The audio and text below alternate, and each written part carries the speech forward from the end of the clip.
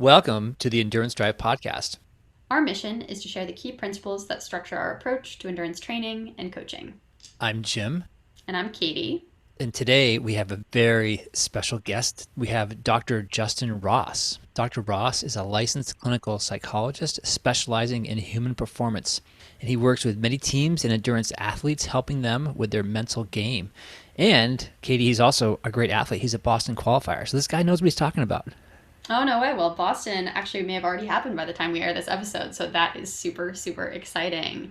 And I'm going to say today's also exciting because, Jim, you are flying solo. We're going to do our insights together. And then I am sending you off in the world from the nest of the podcast so that you can be in charge because I'm going to be on a flight when we're doing this recording. I am scared, but thank you. I'll take flight. So should we jump into our coaching and training insights? Yes, we should. I think that's a great place to start. Should I go first? Sure. All right. Well, I am going to start with talking about rest days. And we have talked about rest days a lot. We've talked about reset days. But I had an interesting insight from an athlete related to rest days recently. And I think they're interesting because some people actually really love their rest days. Some people love the idea of having a day completely off. They don't need to get their workouts in. But a lot of people actually kind of struggle with rest days. And I think one reason why people tend to struggle with rest days is because it is a break from your usual routine. So when you're training for something big and you're used to getting, 2 sessions in a given day, some weekend days you're training for 4 or 5 hours, it can kind of throw off your mojo a little bit to not have that same stimulus as usual.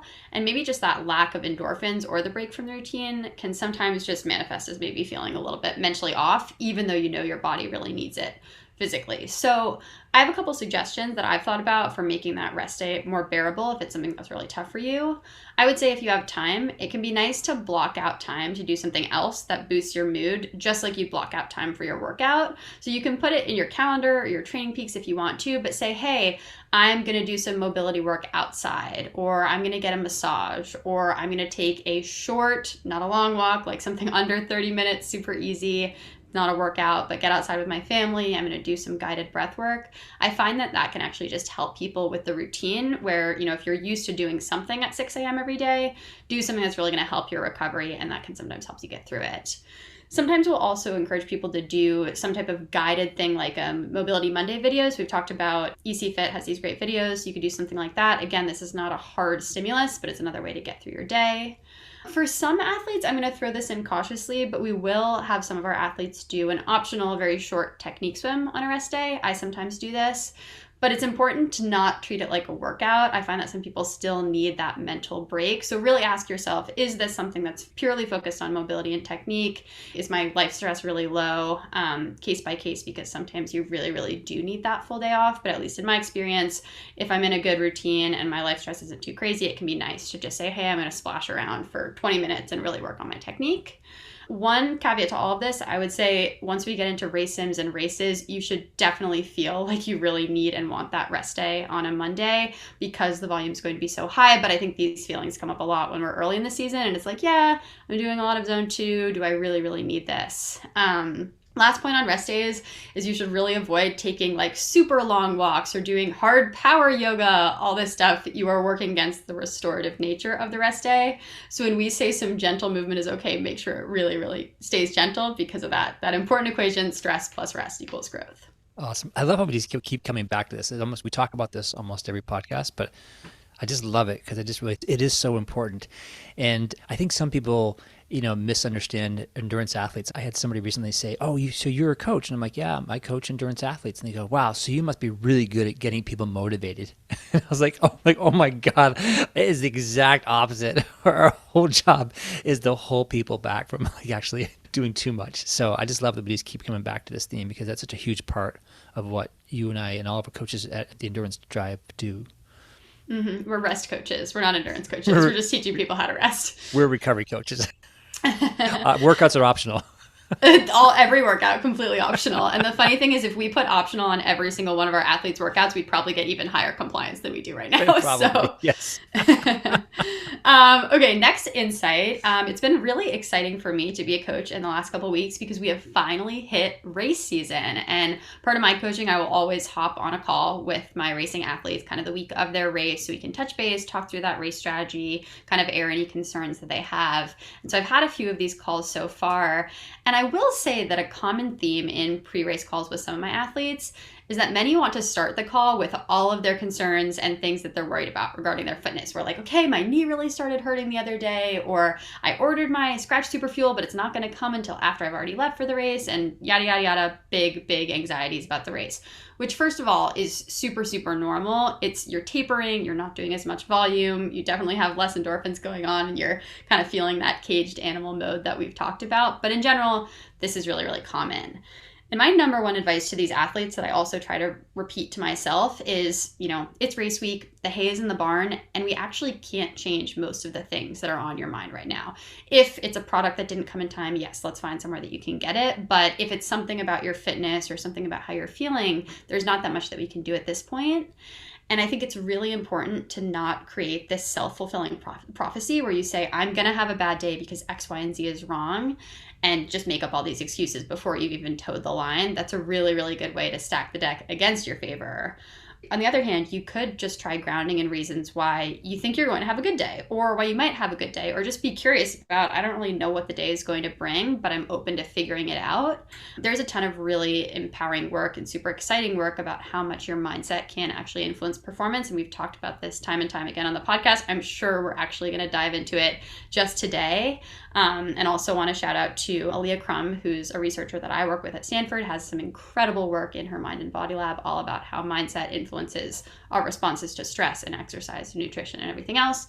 So the point is, go in with at least a curious mindset, or hopefully an optimistic mindset, because that's a really nice way to get ready.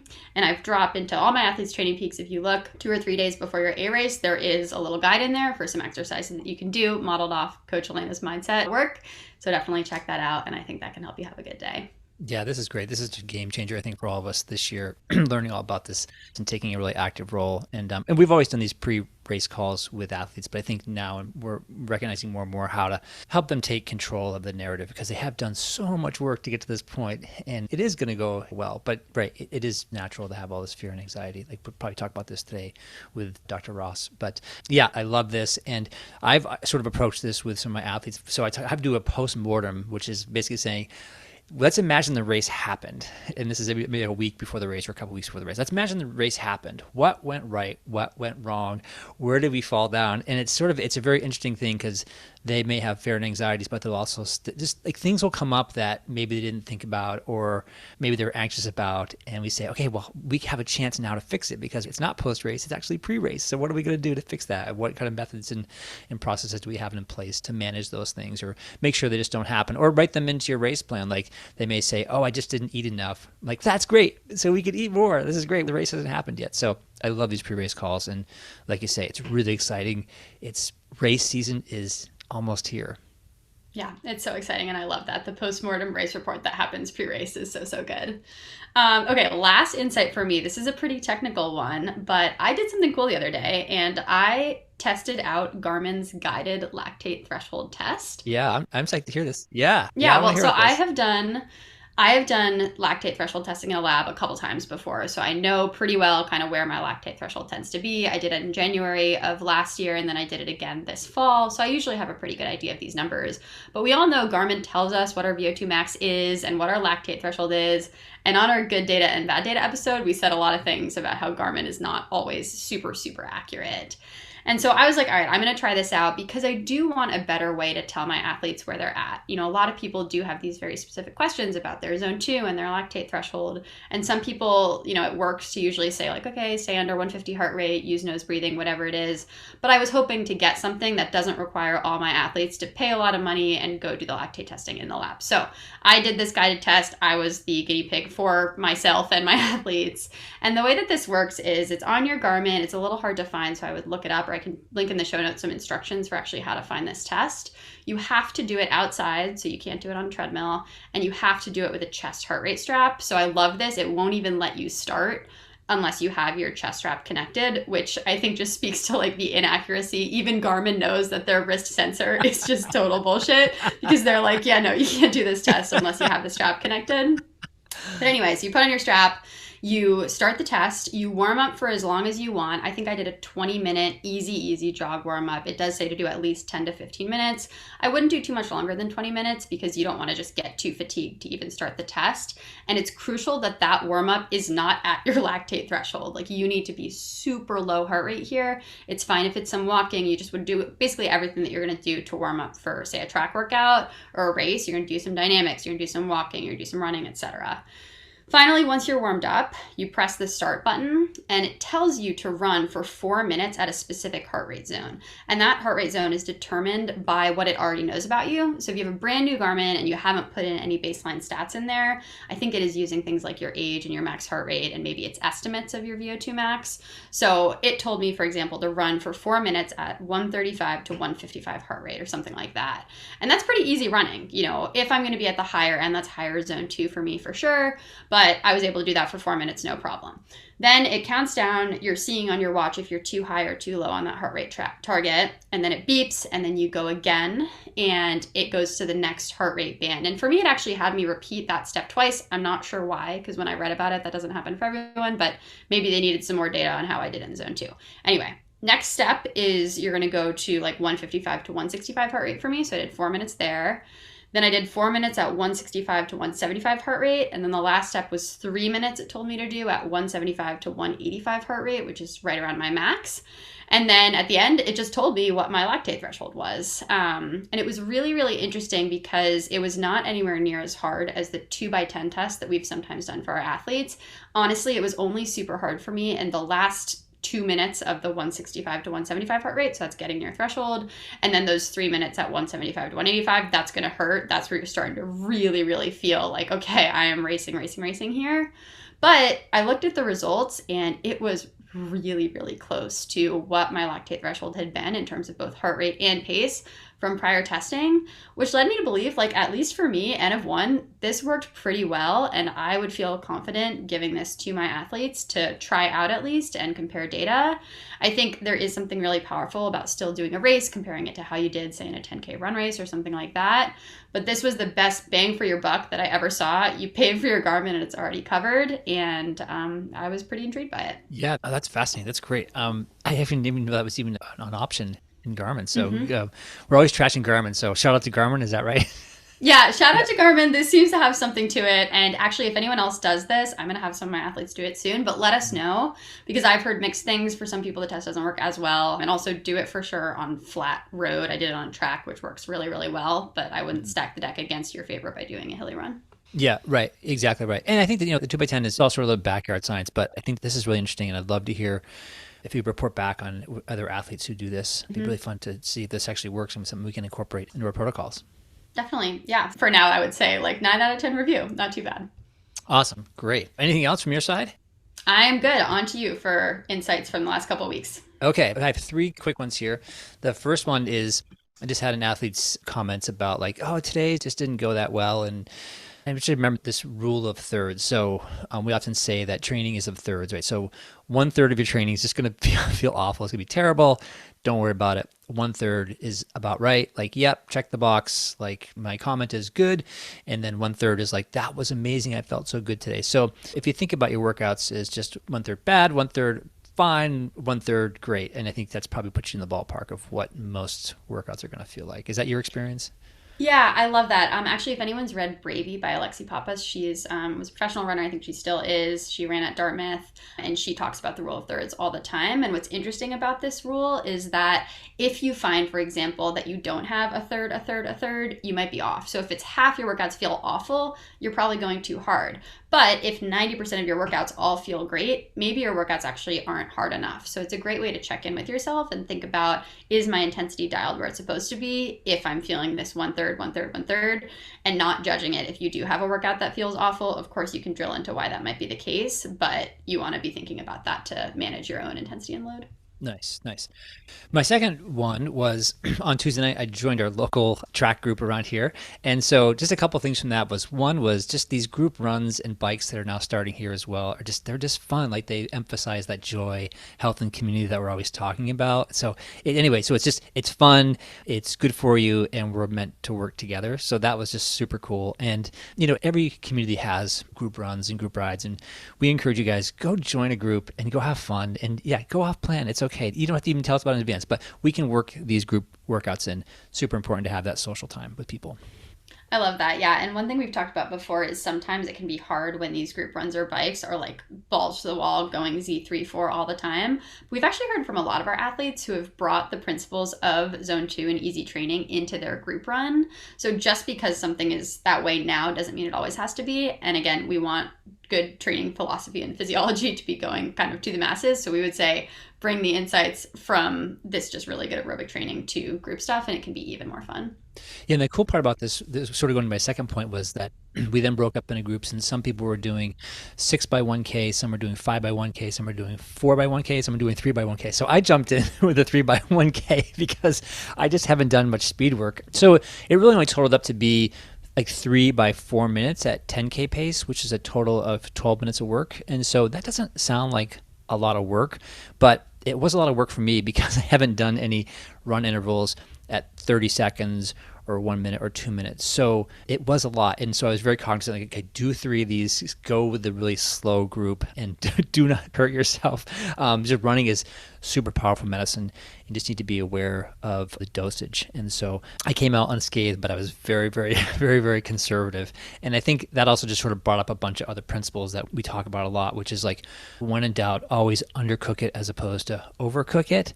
And, in my group who was doing 3x1, they actually started doing more intervals. And I was like, okay, yes, I could do another 1K interval, but I am going to undercook it here. And I do have another interval in my legs, but I'm going to stop. So a great principle is like, when you have another interval in your legs, just go ahead and stop. And then the third point here is that we always want to try to run our last interval our best. We don't want to run the first interval the fastest and then get slow. So we always want to run and get faster and finish strong. And then the last point here is that this day-to-day consistency is what wins the race. And just don't do anything today that's going to jeopardize tomorrow or next week or the following weeks. So my third one is, we've mentioned our friend Jay Schmitty before, who's a great triathlete and an Uber biker. So I was doing more intervals with her. She was on her TT bike the other day, and I was on my road bike. And so when she does tempo, it's really hard to keep up with her, even when I'm drafting.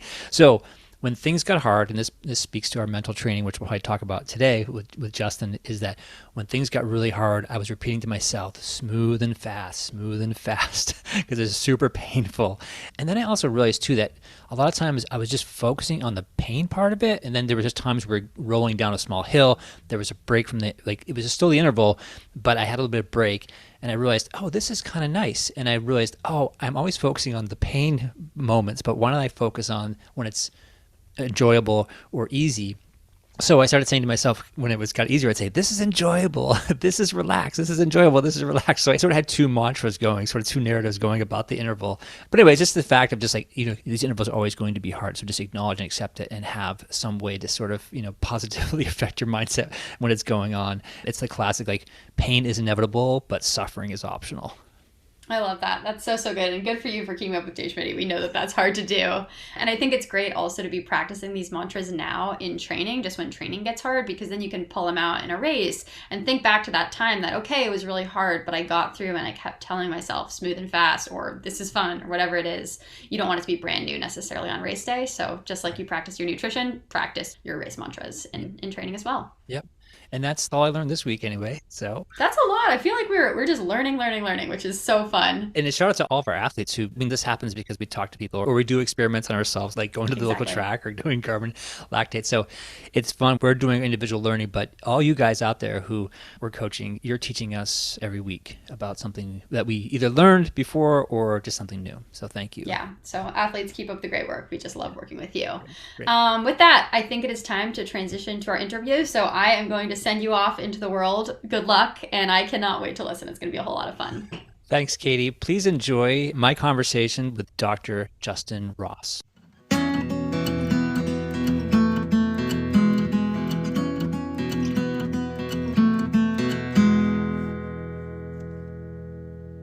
Dr. Justin Ross. Welcome to the Endurance Drive podcast. Oh, it's so good to be here. Thanks for the invite. I'm so excited for this conversation.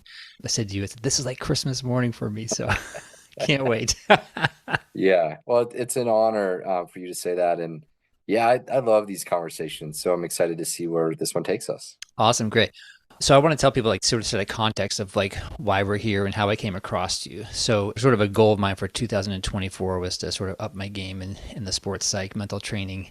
I think we've been pretty good at all the other buckets of, physical training, conditioning and gear and technique. But I think really the big one sitting out there that we've picked up a lot of tactics and strategies over the years. But if somebody asked me like, what's your comprehensive plan for mental training? I'd be like, mm, not quite sure. So I grabbed a bunch of sports psych books and probably ones that a lot of you read, like George Mumford's Mindful Athlete and Mark Allen's book and Jerry, probably familiar with Jerry Lynch. So I have a huge stack of books. And then I also bought a bunch of stack of books of like meditation, loving kindness, mindfulness books. And I'm like, okay, all these books are saying kind of the same thing. There's all this overlap in here, but I don't know how to put it all together. And then I was listening to Jason Koop on the Koopcast, which is a great podcast, which I know you've been on. And he mentioned something about there's this 12-week Training Peaks program. And he said he could start tracking the performance, basically upgrades, enhancements that his athletes are doing when they do the mental training in conjunction with the physical training.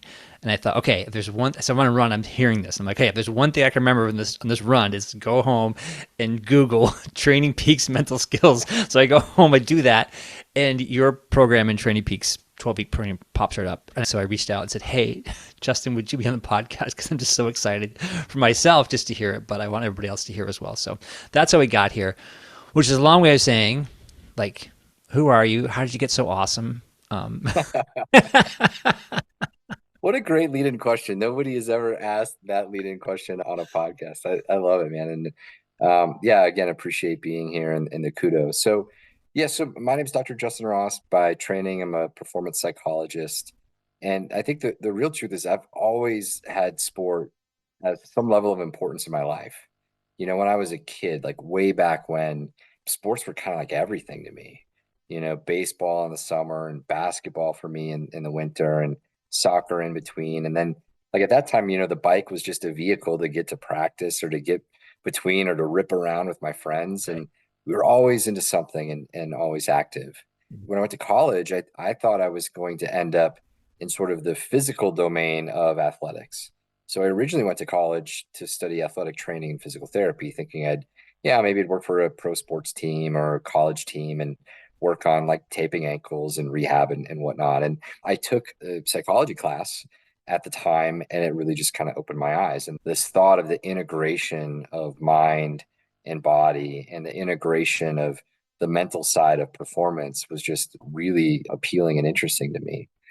From there, I came out to Denver and studied at the University of Denver in a clinical psychology program that at the time was developing a sport and performance psychology program as well. And in current state, that is arguably the best program in the country, potentially. It's Mhm. really solid.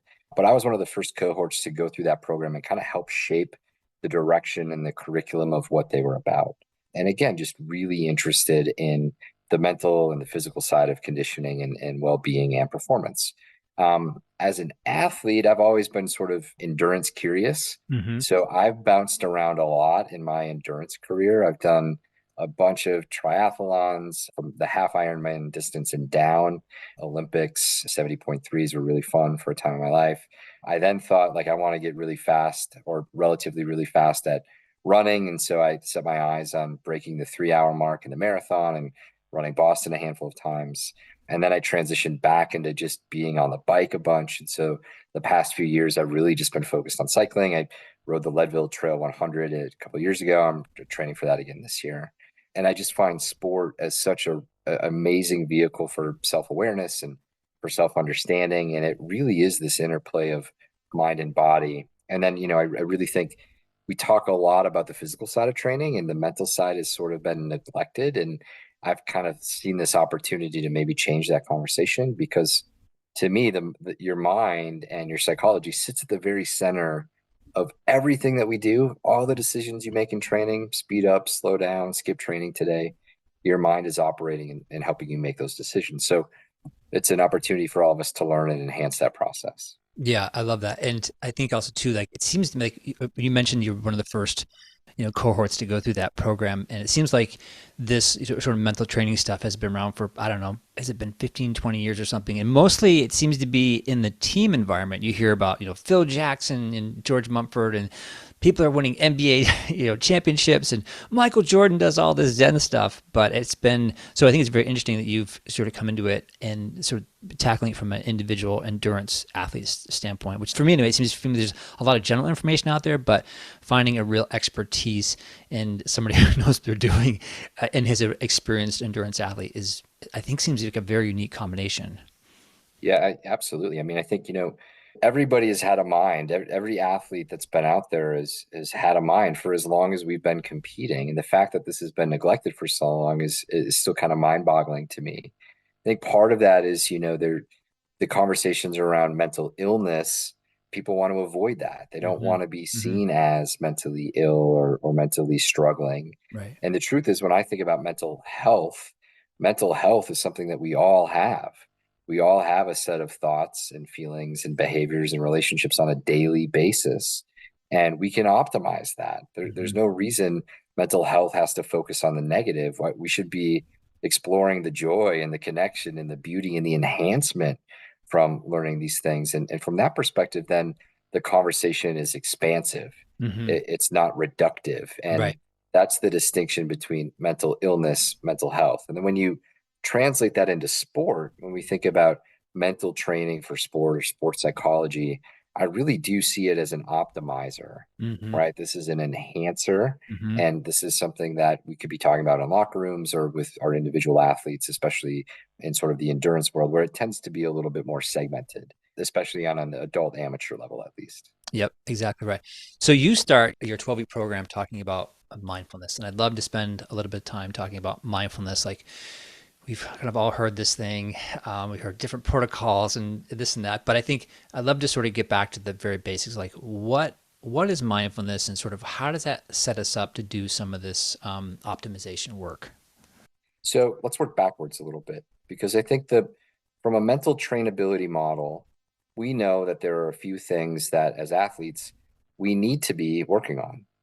One of those categories is attention, focus, and concentration. Another category is around emotional regulation. A third category is on self talk, that internal narrative and that internal voice. And then maybe that last one is around, like mental toughness and grit. Hmm. But the precursor to all of those things is awareness.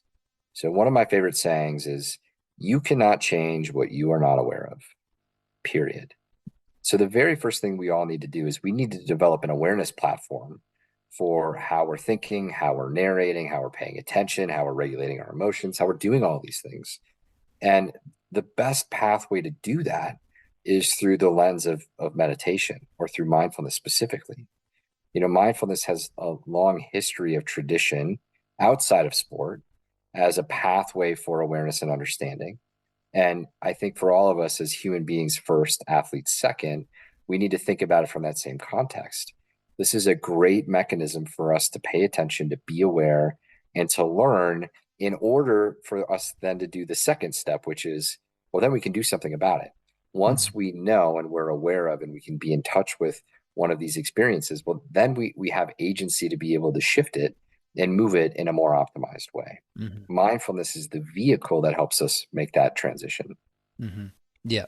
It's, mindfulness itself is not going to win the race, right? And it's not going to become this big competitive edge. It's sort of this vehicle like you say, to be self-aware and to begin to sort all these different thoughts basically out in your head. Mhm. Absolutely. And it doesn't need to be cumbersome. And I think this is one of the things I hear a lot of people talk about is, some version of I don't know where to start, or I don't have time, or I'm no good at it. Those are Mhm. sort of the big three. And the truth is, in today's world, we have so much access to information. There are so many apps out there with guided teachers that can help us. And sometimes the best place to start is just with 2 or 3 minutes of sitting and breathing and bringing awareness to your experience in your mind and your body and in your spirit. I often challenge folks, if you pay attention to how often you reach for your phone for one reason or another, and now we've habituated to reaching for our phone in any slight moment of boredom,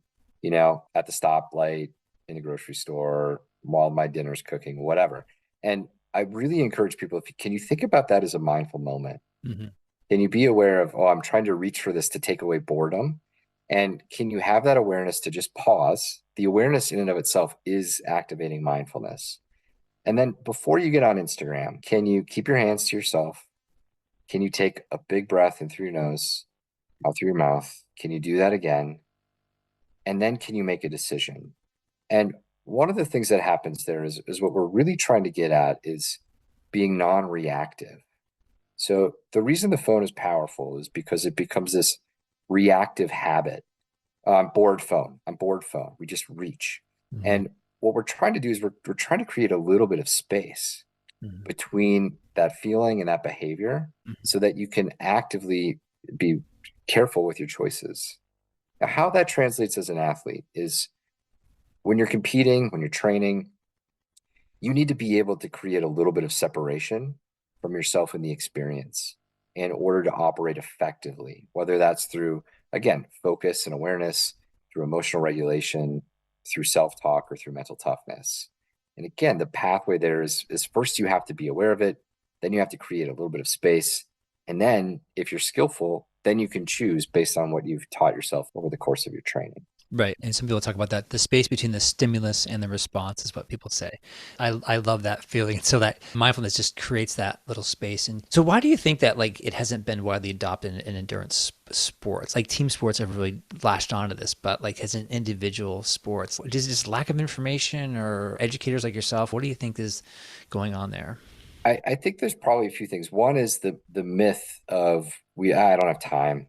I'm already training three disciplines. Like I got to do another thing. Forget that. Mm-hmm. Right. And it feels additive. It feels like I have to add this to my plate and my plate's already full. And so I think the first myth to bust is that you don't have to really add a whole lot in order to make this a part of your practice. You can integrate it into things that you're already doing. And the people who adopt that, it's the integration into your current life, are the ones who find a way to make it more of a behavior or a stickiness. I think the second thing, in team sports, we have, in the NBA, we have guys like Kevin Love and DeMar DeRozan who were very front and center about their own experiences with mental health and mental well-being that have allowed that conversation to take shape at scale. Mm-hmm. And now, I'm vetted as a provider in the NBA largely because the NBA Players Association came through and said, we need to make this a priority. Mm-hmm. So now guys like me, there's 5 of us in every city that handle the mental health and well-being for these organizations. Mm-hmm. Endurance sports are so different because it often ends up being, unless you're on a collegiate team or a community team, the vast majority of athletes are training sort of on their own. And they have a coach and they're working and they have a plan, but there's not the same level of discussion or communication that helps guide that training process forward. And so then we focus on, here are your swims for the week, and here's Mm-hmm. what you need to be doing on the bike, Right. and you're Right. 12 weeks from race day, so here's what you need to be doing on the run. So Yeah. I think, again, we just need to, coaches and athletes alike, we need to come forward and say, like, I'm interested and I think this is going to be helpful. How do we get started? Mm-hmm. Yep. I sort of had a question here about success stories in endurance sports. I know it's kind of a broad question, but are there sort of patterns that you're seeing when you work with, say, triathletes or ultra runners? And maybe it's like, yeah, if you work with something for a couple months or a year or something, you see these kind of results. Like, what's the light at the end of the tunnel? Like, what's the payoff here, if you will? Yeah, I mean, there's a lot. I mean, I think the one that's most exciting for me is when people break through their perceived limits because they recognize that most of those limits, most of those things that hold them back are some narrative or some voice internally that says, I can't do it. I can't go harder, or I can't sustain hard for longer, or I can't go that far. And when they push through that, it is this not only this joyful moment, but their whole idea of what's possible in their lives changes. And it's amazing when that occurs. Mm-hmm. I always say that we're in the business of personal transformation. 1,000%. Mm-hmm. Absolutely. That's our thing. Okay, so that gets a good overview of mindfulness and why we all should do it. Try to incorporate a little bit of it. So you created this 12-week incredible program in Training Peaks. It drops right in Training Peaks. And it's just incredible. So every day or even every week could be its own podcast. So we're just going to kind of go through and hit the highlights of it. But you've got this organized in 4 different blocks. Do you want to take us through what those 4 different blocks Yeah. are? Yeah. Yeah. And maybe even just a bit of where this came from would be helpful Yeah. too. So actually a little bit of help from Coop. Okay. Coop for years has been, he's like, when are you going to write a book? When are you going to write a book? When are you going to write a book? And I'm like, man, I don't know. I don't know if that's my avenue, if that's my voice, or if that's even going to be consumed or helpful. Yeah. Um, but I've long seen the chasm and the gap in getting this information to people in a meaningful way. So I was like, okay, let me use the technology of Training Peaks and see about what this would look like. Mm-hmm. So luckily, Training Peaks is in Boulder. I'm in Denver. They're just up the road. I know a bunch of folks over there, and so I initially had some conversations with them. I originally put actually a course on Training Peaks University. People don't know about that. Yeah. There's Very good. a sports psychology course on Training Peaks University that I started with as sort of an introduction, mainly for coaches around these ideas, how to implement them in your training plans.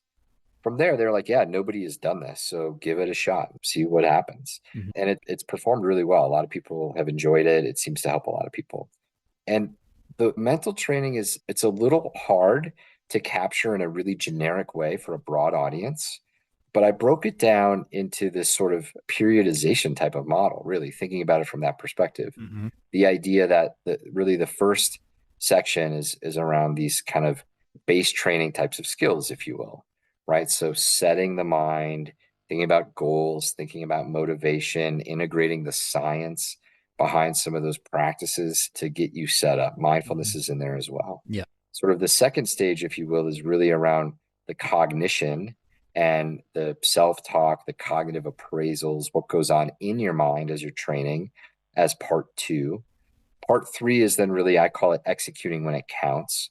So this is around your relationship with the key event, your relationship with effort, your relationship with mental toughness. And then the fourth one, which we don't often think about or talk about, is sort of the taper and then the post-event recovery. Mm-hmm. We often think that the race itself is the peak and the pinnacle. And what we actually see on the psychological side is what's the hardest part of an athlete's journey is once the race is over, Mm-hmm. even if it went well. Mm-hmm. A lot of people are scrambling, they feel lost, their identity feels like it's sort of tumbling, and helping people rebuild is a really important part of that process. And it's not something that we're often conditioned to as athletes. We often what happens is, you know, execute race, review race, how'd it go? And then almost always it's like, well, what's next? What are Yeah. we doing next? And it's Right. like, no, no, no. Like let's all of us collectively stop doing that and let's sit and pause and let's use that time as self-reflection. Mm-hmm. Like, what did you learn about yourself? Yes. How was this transformative? Yeah. Right? What does this mean in the grander scheme of things for you as a human being and as an athlete? Like there are some key lessons and reflections that can happen in that space, but we often just jump right over it and sign up for the next thing. Right. I see this a lot with people, and we never sort of jump ahead to that fourth one, that fourth block, but people who, they accomplish something really big and like say they just sign up for something else. And I always tell people like, take the win. Like this was a huge win. And maybe they actually did win the race, an actual real win, but just in general, like the big breakthrough, as you talked about, it's massive. And so sort of take some time to marinate in that win and what that means for you. And because I know they're going to sign up for another race. I know they're thinking in their head, like, what's the next thing? What's the next thing? And just not letting themselves like enjoy the accomplishment. So that's Right. super important. Yeah. Exactly. Yeah. Yeah. So you start off in block one. We talked about mindfulness, and then I'm just going to touch on some of these, but I love this psychological myth, these 3 myths. Can you take us through on that? Yeah. So the three myths that I hear the vast majority of people come to me with are one, that, doing sports psychology work means that something's wrong with me. Mm-hmm. So that's myth number one. Myth number two is that this type of thing, this type of work is only for elites, professionals, those performing on the world stage. And then the third myth, which I jokingly refer to as the David Goggins myth, which is, oh, doing this is going to mean I can just run through walls and break all my barriers and, be super fit, super fast. And Right. the real answer for each of those, to break those down, the first one is that No, nothing is wrong with you. You're a human being, Hmm. and you're supposed to have a variety of psychological, emotional experiences. Hmm. And so we try to normalize those experiences, not tell you that something is wrong. Yep. And the second part to that is the vast majority of these skills are taught as skills, things to learn, enhance, and optimize your performance, Hmm. right? So that's really important. Hmm. Yep. Surrounding sort of myth two, what we often think about there is anybody with a mind can benefit. And I've come to think about sports psychology skills. I think about it sort of like learning a language. Hmm. As an adult, for me, if I wanted to learn another language, I could. It would take some time, it would take some exposure, it would take some information, it would take some repetition. And the first thing I wouldn't do, I wouldn't try to unlearn English to make space for Spanish.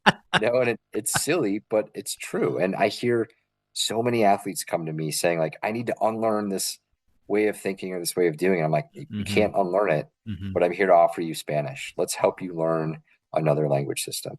Right. And then the third one is that we know that performance psychology is going to help you optimize your life and your joy and connection to sport and community and to performance.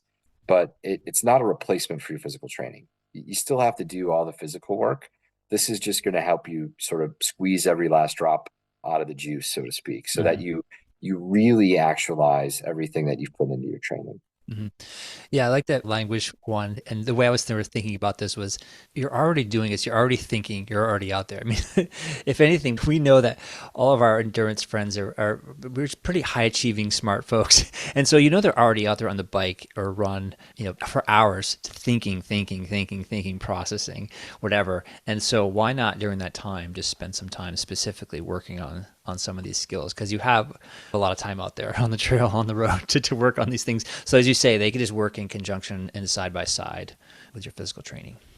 Yep, I think that's exactly right. Mhm. What I love about this program too is you have these learnings and teachings. Is that what you call them here? So we've got some notes that introduce the topic, and then we have sort of these exercises that you go into. Maybe usually a series of questions, and Yeah. I love how you've organized it that way. Yeah, I mean, I was trying to really leverage two things. One, the software that's available with Training Peaks, and then two, what I've come to learn about endurance athletes. And, in Training Peaks, we love to see those boxes turn green. Mm. And so when we set it up as mental trainings and things to do, people want to see those boxes turn green. And so Yes. often those are reflection questions, things to take into your training for the day, Hmm. things to be paying attention to, and then really honoring that by logging it as training. Hmm. So at the end of the week, I don't think there's any training in there that's really longer than 5 minutes. Most of them are 5 minutes in length.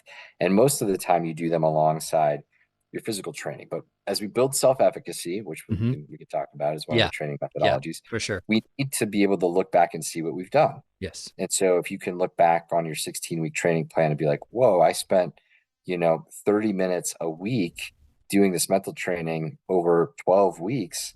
Holy cow, I really do have a big skill set there. So that's one of the sort of underlying reasons why I built it that way. And then on top of that, there are a bunch of notes. So notes provide just some overview. They're kind of like daily blog posts, if you will, that Mhm. provide some anchoring of these concepts. Yep. Yep.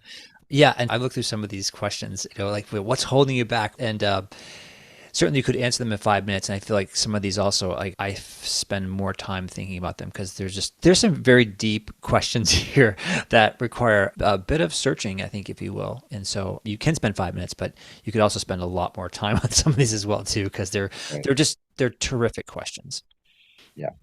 We should all be asking ourselves terrific questions. We should. So, all right. So I love this self-efficacy, which is sort of a new term for me. I guess I had to sort of look up, but what is this self-efficacy thing? Is it? And as you Yeah. went through it, I was like, oh, this is really interesting. So I think you broke this out into sort of four different parts. Can we review those four Yeah. parts?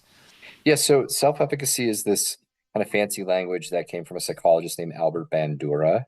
And he was really interested in sort of the underlying belief system of what people develop that either sets them up for success or sets them up for holding back.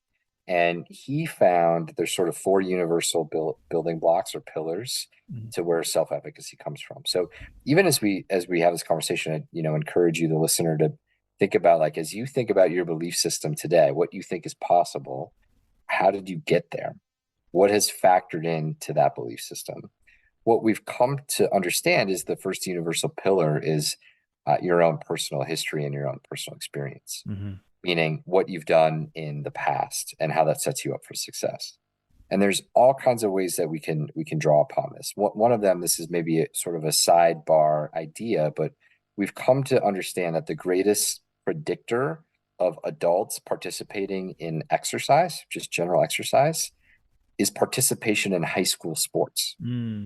Not even competing or performing on a high level, just participating. Mm-hmm. And one of the precursors for participating in high school sports is participating in middle school sports. And one of the things that why I bring this up is that can be a really punitive experience for a lot of people who are shamed for size or weight Mm-hmm. or for lack of coordination that is yet to develop. And it shuns people away from giving these things a try. Mm-hmm. And so we need to be really encouraging for people who are just getting started because not everybody has, they didn't letter in four sports in high school athletics and then they didn't, play club sports in college. And those things really do provide an ease of entry into sport in a Yep. much different way for somebody who's like, I'm kind of curious about this running thing, but Mm-hmm. I've never really been athletic and I have a lot of internal angst and doubt about this. Yep. Yep. But we take that even a level further, then you think about self-efficacy and performance. If you're chasing down a race or a PR, that is often predicated on what you've done in other races. Mm-hmm. So when you look back at your past racing experience or competitive history, not only in outcome, but in how you showed up for yourself. Because at some point, those things are going to get hairy, they're going to get hard, you're going to get tired. And it's those moments that make the difference. Again, it's the reason why all of this performance psychology stuff is important because you can arm yourself to handle hard better. That's Mm-hmm. ultimately what this is about. Mm-hmm. Mm-hmm. Yep. I think too that in the belief system's interesting because we reflect back and say this is what happened in the past. But again, you and I we're in this business of yes, that did happen in the past, but there's also this greater expanse of possibilities as well too. So there are all these past beliefs that are sort of guiding our present actions, and oftentimes as you say those are very impactful. But we also have to sort of then say, yeah, but can we dream bigger as well to go beyond that? Totally. Yeah, like 1 + 1 is 2. And often when I meet with people for the first time, I'll ask that question, like, how do you want to be? Yeah. It's a weird question, but how do you want to be? Because that really sets the tone for what you're training. Are you trying to train kindness? I Mm-hmm. do think a lot of athletes need to learn some self-kindness. Are you trying to train awareness? You need to be Mm-hmm. more aware. Mm-hmm. Are you trying to train toughness to be, able to stick with it longer? And being able to answer that question from the word go really does help set you up for the training. Again, like if you want to learn Spanish, the first thing you probably don't do is buy French Rosetta Stone or whatever. Like you buy the Spanish book, right? You take the Spanish class. Like same thing. What are you training? Let's get you started on that pathway. One of the second parts of the self-efficacy you mentioned here, which I thought was very interesting, was this vicarious experiences, social role models. And I have all kinds of thoughts on social media, but I'd love to hear your take on that one. Yeah. So part two of self-efficacy really is vicarious experiencing or what we see in terms of those that we relate to out in the world. So if, I connect to you, Jim, and I see your Strava and you've accomplished this big thing, there's a little notch in my mind that says like, gosh, look at what Jim did. If he did it and I relate to him, then, well, gosh, I bet I can do hard things too. Mm-hmm. So that's really important. Now, social media has run amok, and the problem is that we have 1,000 points or more on a daily basis, all of which are heavily filtered and all of which may not accurately reflect reality. Mm-hmm. And when we look out and we're comparing ourselves to somebody having an epic day or an epic adventure or going really fast or having this accomplishment, and we fuel that negatively for ourselves, that's a detriment to not only our well-being but our performance. So we need to be really selective, not only in Mm-hmm. what we look at, but I'd Mm-hmm. encourage people, you're not only are you a viewer of that, but you're probably also a producer in some way, shape, or form. So what kind of content are you producing to the world Mm-hmm. that is impacting somebody else's self-efficacy somewhere? Mm-hmm. And how do we as athletes globally, how do we change this conversation and this relationship around those data points to make sure that we're ultimately helping one another on this journey of exploration and growth and performance. Yep. I often say to my athletes, and I was having a conversation this morning with one of my athletes who's doing Boston, and he was telling me that, a bunch of his colleagues who are also running Boston for a charity have looked to him, for advice. And I've said, your friends know that you're paying for coaching. You have skin in the game. You're taking this in a professional manner. So you by default are kind of a leader. People are looking to you and you're actually giving out all this advice. So he was saying, "Oh, I shared some of your principles and this and that." It's like, great, please share more of the principles. The principles of training I did not develop. We took them from somebody else, obviously. I learned them and I want to pass them on. So I think it's a really good point about just like we as serious athletes, and probably most people who are listening to this podcast are fairly serious athletes and have a serious goal. Your community is looking to you to be a leader, whether you sort of want to be or not. Yeah, and we need to be stewards of that, Yep. each and every one of us. Yep. Yep. The third one is social persuasion. Yeah. Mm. Yeah. So this is taking, just the vicarious and really thinking more about the words that are either used, said, or heard.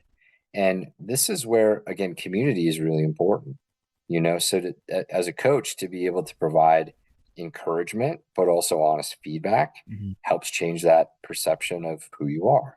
When you are out with your community of cyclists or runners and you're having these conversations, it's really important that, again, we are stewards of helping people continue on that growth pathway. Mhm. I think far too often in certain pockets of the country, some of these outdoor group rides or run communities, they're not always that friendly or welcoming. Mhm. And I Mhm. always encourage people, let's welcome new people in, let's share passion and let's share this opportunity for growth and expansion. Mhm. So this is the area of like, be mindful of the words that are being said and be mindful of the words that are being integrated, because those things really do either encourage you or set you up for doubt.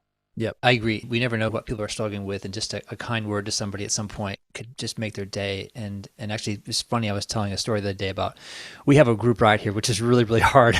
It used to be called the hate ride, but it's now become much more inclusive, and they have many groups. And so the expectations are there. If you want to go really fast, you go with the fast group. If not, there's a bunch of other groups. And so it's really been encouraging. But I remember one of those the first time I showed up at it, towards the end of one ride, I was just really struggling, and this guy came up behind me, and it was the last little hill, and he put his hand on my seat and just kind of helped me gently push up the hill. And I remember just thinking, like, that little gesture right there meant so much to me. It made me just feel welcome in this new community and in this ride. And just I still think about that all the time. That tiny little gesture, just like, hey, I see you're struggling. You're important. Let me help you up Yeah, the hill a little bit. And I was like, oh man, it's just those little things make all the difference in the world. absolutely. And that is that social persuasion push. It's amazing. Yeah. So I do a little note here about Garmin. So I don't know if it's social persuasion, but we all have these smartwatches on our wrists, and we're constantly getting information from. We pick on Garmin a lot on this podcast because Garmin tends to say a lot of things. So where does Right. that all fit in? Because a lot of times I feel like that's just a. I'm always telling people, please turn off as many notifications as you possibly can Right. on your watch, because it just in general it seems like a net loss as opposed to a net gain with these smartwatches. But what's your take on that? Yeah. Yeah. We're in the generation of being over quantified as athletes. We have these wearables that I think can be amazing, but they often create, I think, more of a detriment to our well-being than a positive impact. Mhm. And so again, this is one of the areas that I think we all need to focus on is question is like, what is your relationship with your smartwatch or with your bike computer? What is your relationship with data? And how are you using that? Not how is the data using you? Mhm. And we often over identify with these numbers. And I've had all kinds of use cases of this. I had one athlete who figured out that an 8:34 pace, running pace, equals exactly 7 miles in 1 hour. And so somehow, some way, that locked in of that was his easy pace or else. And if he were slower than that, then oh boy, the wheels were falling off. And so what would Mhm. end up happening Mhm. is he's running 8:34s on a slow day, but his heart rate was like in zone 4. And it's like, dude, this is not working. This is not a Yeah. recovery day. Yeah. It's okay for your recovery day to be 10:30s, to be a Mhm. lot slower. And in Should be, fact, the yeah. science is going to tell you physiologically that's what you need to do. Mhm. So there's 1,000 examples of this. Yes. Yeah. And so being mindful about that is an important starting point. Mhm. Yep. Yeah, data giveth and data taketh, if you will. Right. But Right. a lot of times, yeah, for us, we're just as coaches, we're just telling people like, please ignore it. Just kind of, stick with the plan, trust the Right. process. It turns some of that stuff off. And don't look at Garmin Connect. There's so much information in there. We just did a podcast on good data, bad data, and the most of it was Yeah. just we consider quote bad data. But Yeah. anyway, in your block one, you talk about goals, goal setting, and something that I thought a lot about is sort of in goals like process goals and sort of outcome goals. But you have sort of three things here, which I'd love to review, which is this process goals, performance goals, and outcome goals. Can you help us define what those three are? Yeah. So I think, we talk a lot, people are really familiar with the outcome goals, which is the top of the pyramid for me, which is, the specific outcome you're seeking in an event or even in a training, right? That's, a certain time or a certain place, PR, what have you. At the very bottom is process goals, which comparatively to outcome goals, we have 100% control over process goals. Did you turn your box green? Did you execute the workout today? Did you put in the volume? Outcome goals are largely out of your control because there's so many variables, whether that's a weather thing or a competitor thing, or there's so many things that you just can't manipulate or maneuver. For me, there's a middle ground, there's a wedge in between the two, which I call performance standards. Mm-hmm. And this is a set of guided principles that you create as an athlete on your own individually that are going to guide your decision making no matter what. So if the wheels fall off in your race, what's your performance standard? And can you default to that and let that be your operating guide? Mm-hmm. If you're killing it in your race, how do you default to your performance standard and continue to allow that to be your guide? Mm-hmm. And there are 1,000 different ways you can create this. The important thing is that a performance standard is yours and yours alone. It makes sense for you. So one of the ones that I talk about is kind of a universal anchor that I really wish people would integrate is I call it, did you honor the spirit? Mm-hmm. Meaning every workout that is written for you or that you're working has some spirit behind it. 60 minutes of zone two. Cool. I understand the spirit of that. That needs to be this aerobic endurance based kind of effort. It's, 10 by 800 on the track. Cool. There's a spirit of that. And the reason I say that is so, if you're off the pace you want to fall on the 800s, as an example, a lot of people, they'll get to number six and they'll be like, oh, shoot, I'm falling short. The hell with this. I'm just going to bag it for today. Mm-hmm. And I think, as both a psychologist and a coach, that there's a lot of merit to sticking it out, to Mm-hmm. finishing the 800 if you're within reason and you're close. Right. Not only is that going to help increase your physiological adaptations, but it also self-efficacy. It's a drop in the bucket for you on, oh God, there was that one day I was dying. I didn't feel good. And I mentally toughed my way through it. There's value in that. And so if we could use that as a performance standard, honor the spirit. Mm-hmm. As you go into races, I think the races are so variable in weather. And if you go into it with an honor the spirit, I'm going to work as hard as I can for the duration of this thing. And if I'm 5 minutes ahead of my goal or 5 minutes behind my goal, that's going to be my default standard. It helps you answer the call when you cross the finish line Mm-hmm. because you can say, like, okay, maybe I'm a little disappointed in the result, the outcome result, but man, I honored the spirit. I did everything in my power. I lived that credo. I lived that motto. I executed that performance standard. I'm going to take a lot of pride in doing just that. Yeah, I love that. And I've seen so many long distance athletes who didn't hit their quote, their A plan. We always have these, plan A, plan B, plan C. And plan A tends to be the dream. Everything came together. It was amazing. Plan B is usually what happens the most. But it's funny, plan C is often just, sort of finish the race. But we've just seen so many examples of people who everything went wrong and they should have stopped. But they had this sort of performance standards. Maybe they didn't define it as such to begin with, but they said, no, I'm going to finish this off. I'm going to make it across the finish line because I want to honor my commitment to myself, my commitment that I made to my family, my community, and be this leader as well too. And so I just love it. I'm really focused a lot on, from a coaching perspective and individual perspective, is I love that middle one between process and outcome. There's performance standards, and those are super important. And as you say, they're unique to each person, and I love that. They're not somebody else's. This is you alone, and having options given the day and what's going on. And I think this idea of talking about spirit and intent, which sort of leads us into this block two, which you have this 3 time frame approach. And I'd love to review this because this is all about setting yourself up for mindfulness and intention going into your workout and post-processing the workout. So Yeah. Yeah, so this is just really a reminder that every workout you have has, at least in my mind, three components, and each of those time frames can have sort of a mental approach, if you will. And the first one is the pre-training. And sometimes the pre-training is just, oh, I'm lacing up my shoes and I'm getting out the door. But what's interesting is the pre-training when you notice you start to get nervous for workouts. So this happens a lot, it's, gosh, I got this really hard thing on my calendar tomorrow. Or gosh, I got this really hard thing in 2 days and I'm already feeling a little bit of anxiety about it. Mhm. Can you start to notice and do some more pre-training in advance of that training session? That's part one. Part Mhm. two then is like in the middle of the session. And this is where mental training, I think, really has the most sort of merit and biggest takeaways. I'm a big believer that every time that you're out training, you can devote 5 minutes to doing something on the mental game.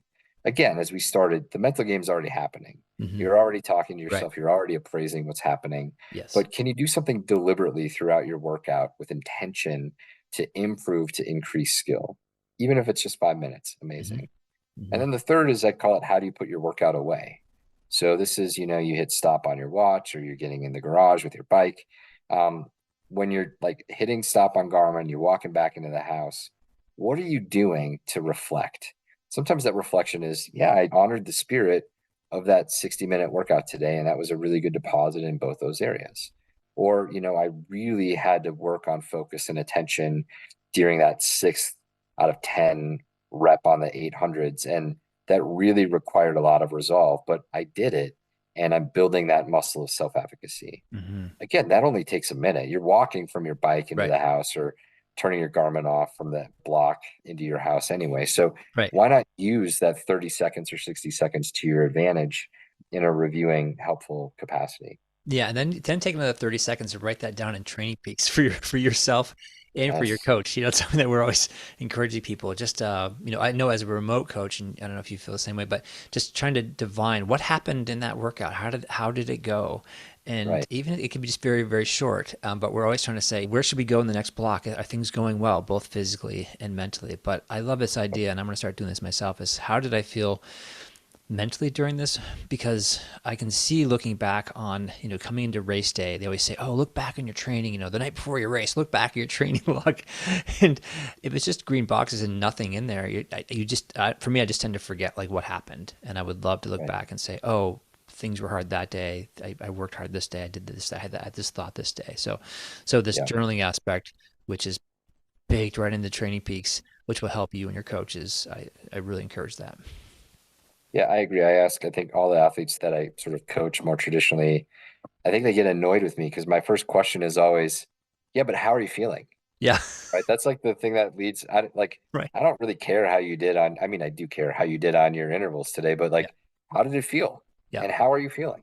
Right. Like, Exactly. let's drive a lot of our conversation there because one of the things with Garmin, as Garmin tech goes up, we're losing that ability to ask those basic questions, which is, let me notice how I'm feeling and let me let that be a part of the information. Garmin doesn't know all. My Right. intuition and my relationship with my body is still pretty important. Yeah, right. That And comes that's back right. to the beliefs and the self-efficacy, right? So it's week 5. I love your week 5 one because it's all about self-talk, and I've started playing around a little bit with this especially during painful workouts. I feel like this is like a legal performance enhancer. Is this whole self-talk area? So I wonder if you can kind of bring Yeah, us through some of the modules that you have here around self-talk. sure. Yeah, I mean, self-talk is a huge part of mental performance. And the starting point, again, from awareness, if we're leaning on that, is one, just being aware of what your self-talk is like on a regular basis, both in and out of sport. One of the things I'll often recommend people do is as a first training exercise is be aware of what happens in your mind on that aerobic zone 2 day, Hmm. right? What's happening? What are you saying to yourself? Where does your mind go? Hmm. Versus when you're on a harder speed session, 10 by 800 on the track. Just notice the quality and difference in your mind. So that's part one. And then part two, really notice how that shapes your perception of effort. So the working model that we really, really use is called the psychobiological model of endurance performance. And what we're understanding is that your relationship with effort and intensity and discomfort is the tipping point for what happens next. Mm-hmm. And what we know about relationship with effort and intensity is it's largely modulated by how you're telling yourself you're experiencing something. So another one of my favorite sayings is how you label something is how you're going to experience it. Mm-hmm. So if you're out there and the labels are, this is hard, this sucks, I can't keep going, I've got four more, are you kidding? Guess what happens? Mm-hmm. Versus same experience physically, but the self-talk is, ooh, this is some intensity, but I've been here before. I have skills in being able to manage it. This is a challenge to me. Let's go. Exactly. Right. Same physical inputs, different psychological experience. Mm-hmm. And what I hope people get out of things like this is being reminded like you are 100% in control of being able to have mindset two, not mindset one. That's like such a fork in the road for all of us to be paying attention Yeah. to. Can you take us through that? So I've heard things like when people have mantras like "I am strong" or like "You are strong." Can you take us through what is the current science behind that, and what's the difference between "I am strong" or "You are strong"? Yeah, so there's really some compelling data around pronoun use in sport performance. And where a lot of this has come from is actually, sticking people on a bike in a lab and then teaching one group to use pronoun use of I, and then teaching another group to use pronoun use of you, and then seeing what happens, in terms of time to exhaustion and perception of effort. And what the data shows is that when people are stuck in the I based voice, they don't perform as well as the people who switch into the you based voice. So that you based pronoun use is not going to change your perception of effort. Perception of effort stays the same across groups, but time to exhaustion gets longer. Mm. And ultimately, in a lot of ways, if you think about endurance sports, this really is a time to endurance task, time to exhaustion task, Mm-hmm. regardless of what we're doing. We're trying to slow down the least over the course of whatever it is we're racing. Right. And so if we can have time to exhaustion be elongated just based on how we're talking to ourselves, that's a pretty huge win. So what I'll coach people on is, you don't want to start a race from that you-based voice. You Mm. want to save that for really tough moments that pop up spontaneously, but then also for the last 20% or so of your race. You want to be Mm-hmm. able to switch that pronoun use to you. Mm. Okay. It's all about then like thinking about this, like now you're being strategic about your mental game, right? So you're skilled in being able to deploy that you-based voice in a moment of intensity Mm-hmm. that maybe surprises you or startles you. You're able to handle that, smooth it out. And then you're shifting into this mentality of success for the last 20% to say, like, all right, you've made it. One of the things I'll often encourage people to do when they hit sort of wherever that is, like we decide in training, like what is going to be that mark for the final stretch is congratulations, you've arrived. Mm. Meaning the first 20 miles of a marathon, pretty classic. Like, okay, get there. Congratulations, you've arrived. Now it's decision time. This is Mm. where it really happens. Yes. Same thing for triathlon or even Mm-hmm. shorter distance races. Right. But to then use that not only as a marker, but then a marker for a psychological shift. And to use that you based voice down the stretch is really, really helpful. Mm-hmm. Yeah, I love that approach of switching to the you. So having this thing in your pocket, you pull out and go, I got a tool for this job. Here we go. I love Yes, that. absolutely. That's so cool. And that sort of leads us into week 7. You talk so much about understanding pressure, fear, anxiety, stress, threat versus challenge. And I'll probably reread the week 7 ones over and over again because I feel like this is what I struggle with a lot. And I think all of Yeah. us endurance athletes have just quite a bit of I mean, we sort of live in this age of anxiety, and it's hard to Yeah. sometimes separate those things out and what's a threat and what's a challenge. And yeah, let's dive into that a little bit. Sure. Yeah. So the starting point for me here is that the greatest source of anxiety for us as human beings, both in and out of sport, is threat, whether that's real threat or perceived threat. Now, what happens for a lot of athletes is we identify so much with our athletic pursuits and our races and our goals that when it comes time to compete, it's not only, the weather seems threatening for the course for the day, it's, oh my gosh, my whole identity is on the line here. And what we know about threat is sort of the deeper the level of importance, the more likely you're going to experience anxiety. Mhm. So the first question we all need to ask ourselves is if you're feeling anxious, can you run it through the perspective of what's really being threatened here? Am I really holding on to this in a rigid way? I see this a lot in races in endurance sports. The flip side of that is thinking about the perspective of challenge, which in a lot of ways is why we're here in the first place. Is I think we enjoy the pursuit of challenge to see what we're made of, to see what's possible. And if we could think about race day as an opportunity for challenge, not a detriment from a threat perspective, it's going to change our psychological experience of it. That in and of itself is going to reduce the intensity of anxiety.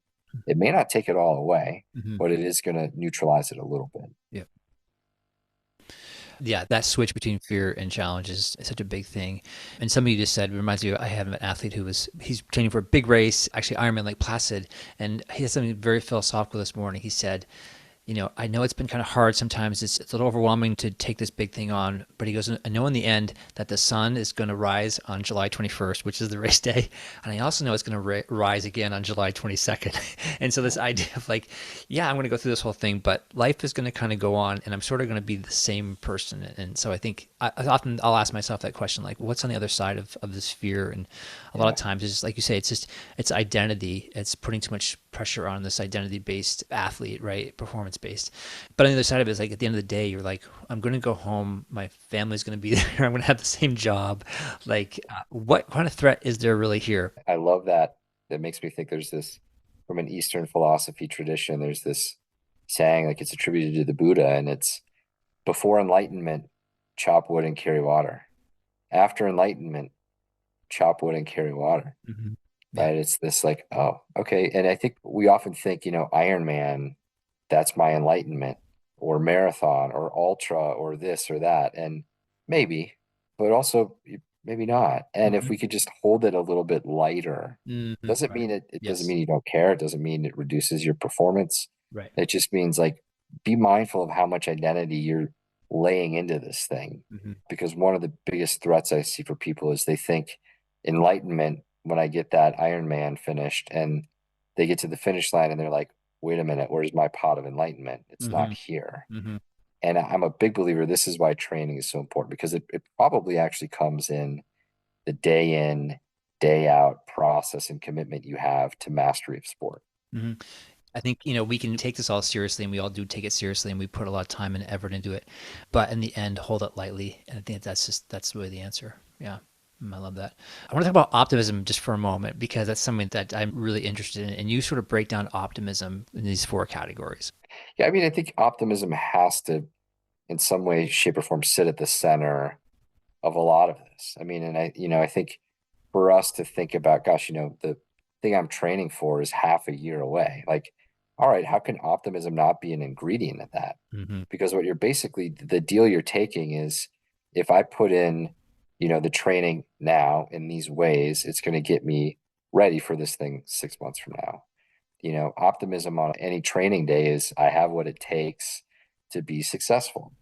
Optimism in a racing environment is and no matter what happens, I believe that I'm going to be able to come close to my goals or give myself the best chance to reach my goals. Mm-hmm. So I think for all of us, there's some level of optimism, and it might be one of those important ingredients that we actively cultivate, right? To call upon and to recognize that we're calling upon it.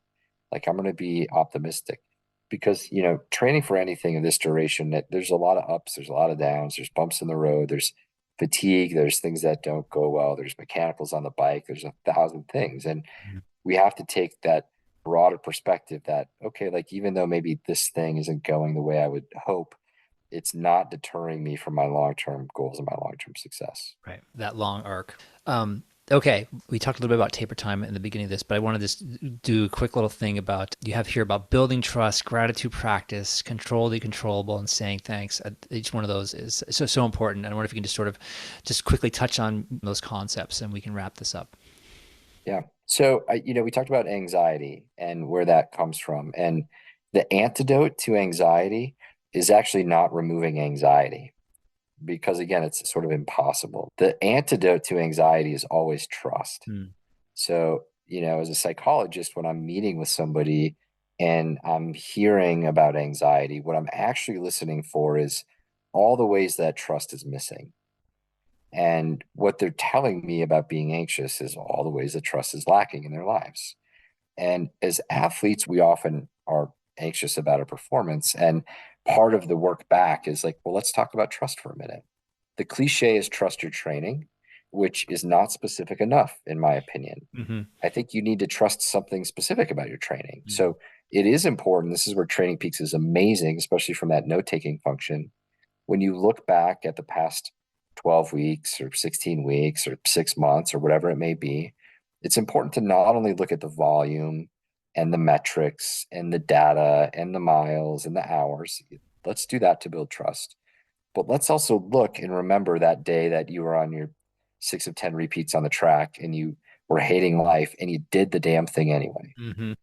Those moments, those light bulb moments that build self-efficacy and are empowering.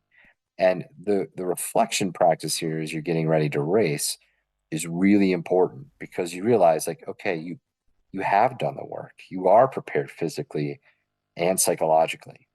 Mm-hmm.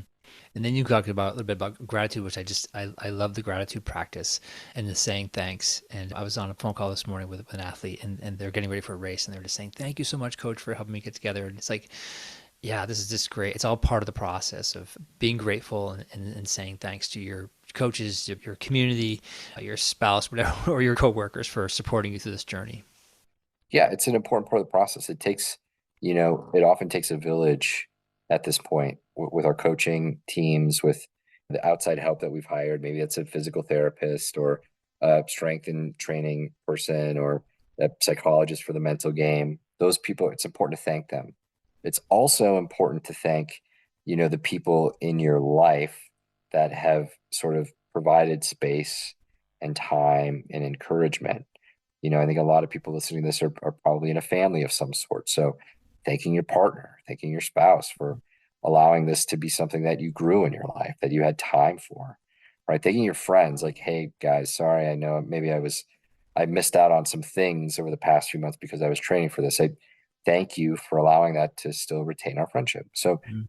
that level of gratitude, I think, is really important and should not be underscored. Yeah, absolutely, absolutely. Um, Boy, thank you so much for putting this 12-week program together. It's just amazing. Again, I was referencing back all those books I was reading and saying, how do you take all this information and make it actionable? And you've just done it, and also in a platform that all of us here understand with Training Peaks. And so thanks so much. It's wonderful. And you said you had an offer for us, which I'd love to talk about for this program and possibly another one. So what's the exciting offer?